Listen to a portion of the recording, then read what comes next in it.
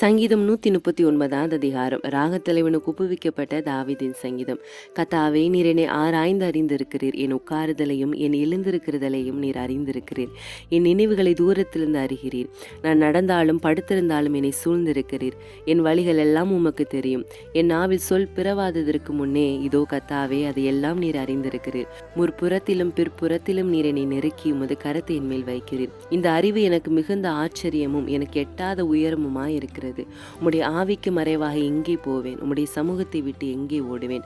நான் வானத்திற்கு ஏறினாலும் நீர் அங்கே இருக்கிறீர். நான் பாதாளத்தில் படுக்கை போட்டாலும் நீர் அங்கேயும் இருக்கிறீர். நான் விடியற் காலத்து செட்டைகளை எடுத்து சமுத்திரத்தின் கடையாந்தரங்களில் போய் தங்கினாலும் அங்கேயும் உமது கை என்னை நடத்தும். உமது வலதுகரம் என்னை பிடிக்கும். இருள் என்னை மூடிக்கொள்ளும் என்றாலும் இரவு என்னை சுற்றி வெளிச்சமாயிருக்கும். உமக்கு மறைவாக இருளும் அந்தகாரப்படுத்தாது. இரவும் பகலை போல வெளிச்சமாயிருக்கும். உமக்கு இருளும் வெளிச்சமும் சரி. நீர் என் உள்ளி திரியங்களை கை கொண்டிருக்கிறீர். என் தாயின் கற்பத்தில் என்னை காப்பாற்றினீர்.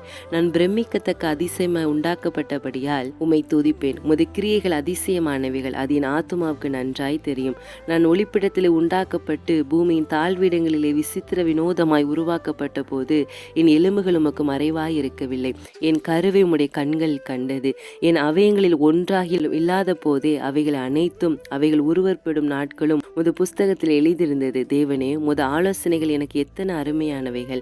அவைகளின் தொகை எவ்வளவு அதிகம்! அவைகள் நான் என்ன போனால் மணலை பார்க்கிலும் அதிகமா? நான் விழிக்கும் போது இன்னும் உம் அண்டையில் இருக்கிறேன். தேவனே, நீர் துன்மார்க்கனை அழித்தீரானால் நலமாயிருக்கும். இரத்த பிரியரே, நீங்கள் என்னை விட்டு அகன்று போங்கள்.